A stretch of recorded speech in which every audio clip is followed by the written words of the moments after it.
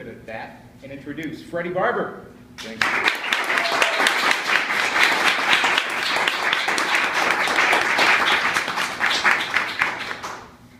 Mr. Toastmaster, distinguished Toastmasters and fellow guests. This speech is actually about it gets better. 3 steps to finding the work that brings you true joy. Just by a show of hands, I just wanted to see how many people have actually suffered a job loss and was able to get back up. I don't know about getting back up. Recovery. In 2008, I actually relocated here with an advertising company. And I was excited. It was Charlotte. I was doing well at the time. And it was right before 2008, the economic blunder that actually occurred. Within 8 months, it was actually the day after April Fool's, so I thought it was a joke, but they actually laid us off. And it kind of, you know, you get scared. And part of me being scared when it happened was how I'm going to survive. I mean, jobs at that time was at all-time low. Unemployment was big. The second feeling that I had was anger. I wanted to get there. I was hoping and wishing that the company would go up into flames. Not by me. Not by me, but I wanted to. They took away my freedom. So just to be able to have security and a lifestyle that I was used to having. So I actually had to downsize and make adjustments, which is difficult for someone that is enjoying a particular lifestyle for a long period of time. But what it allowed me to do at that point, it got me to kind of get real passionate about wanting to create a job for myself. I told myself that I wanted to create a company that actually surpassed the particular company that I was in. And I would say probably within 2 months, I became a couch potato, watching Netflix, you know, depressed, drinking. And it took a good friend to actually share with me that, hey, you know, this is a great opportunity. You know, right now is the time for you to find your passion and be able to align your passion to the work that you were meant to do. And I have 3 steps that I want to share with you that allow me to kind of transform my life and find a job that I'm passionate in and actually allows me to do the work. And hopefully it'll be helpful for you. So the first step is actually finding your passion. And with finding your passion, there's several different ways you can do it. Some people instinctively are already doing the work and working in their passion, know their passion, and very fulfilled. You have other people that, kind of like myself, I was just working a job, and I wasn't fulfilled. It was just something to pay the bills.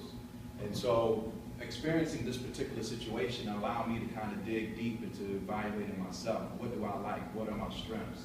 One of the books that kind of helped me identify my strengths and my authentic self was Self Matters by Dr. Phil. It's a great book, but it'll allow you to tap into your authentic self. Second book I would recommend would be Strength Finders 2.0. It's a good book. It allows you to actually be able to identify your strengths, and hopefully that'll uncover your passion if you haven't found it by now. Third book I would actually recommend to you will probably be they have different things out there as far as personality tests, self-assessments. These things allow you to kind of identify how or what would be the best jobs for you, identifying your passions. But these were the steps that I took to be able to find out, again, what my passion is and what type of job that I need to be looking for if I'm going to be happy. I'll share with you with this that step 2 is kind of interesting because a lot of us, we kind of hope and pray that things happen, but as they always say, faith without works is dead. So you got to be aggressive. I mean, I'm very aggressive. If it's something that I want, I go and I get it. And if it's something I don't know, then I seek out, even if I have to talk to someone else to find out what it is to get what I desire. So the second step is to take your place. When I found out what my passion was, which is in marketing, social media, the first thing I did was I went online and I found job descriptions based on the particular title that I wanted. Take that information, find a job description, and what you want to do is mirror your resume to those particular strengths or basic qualifications there. Now, if you don't have those qualifications, you're going to have to get them. But at least you know what type of qualifications is needed to get to where you want to be. With the second step, another thing that I did was I went to the library. I got a resume book, learned how to structure my resume appropriately. I also took a step further and I went on LinkedIn. I found a company that I wanted, followed that company. Not only that, I took it a step further and I actually found who the human resource recruiter was. It's amazing what you can do when you're aggressive.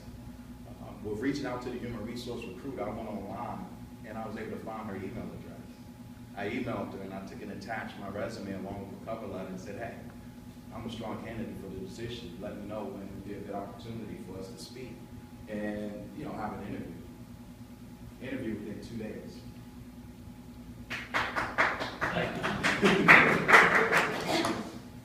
But it just shows that applying online is not enough. You have so many different people that are applying for the same job, and human resource recruiters, when they see a pile of resumes, unless you're in their face, unless you can contact them, it's going to be hard to take your resume that's on the bottom and put it on the top. So even if that approach doesn't work, you can always call into the company and say, hey, how you doing, Ruth? Can I speak to Judy, please? Let them know this is Freddie Barber.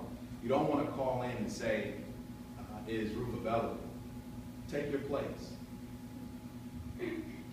Third step I want to share with you, which is really good, when I got my job that I wanted, I was thrilled, but it wasn't good enough for me. Networking is powerful. I've seen a lot of people get jobs just because of the people that they know, not what they know. So you want to be able to engage, join groups. You want to be able to go to certain events that align to your passion. You want to be able to mingle, develop those relationships, volunteer. You'll be amazed at the people that you'll meet and just what a referral can do to actually allow you to get the opportunity to be interviewed and get the job that you want. So definitely network. And thirdly, to end this, I just want to say that I actually continue to grow, learn, continue to develop yourself. Don't stop once you get the job. Again, it gets better. Regardless of what happens, if you fall down, you can always get back up. The glass is either half empty or it's half full. You have to make that decision. Thank you.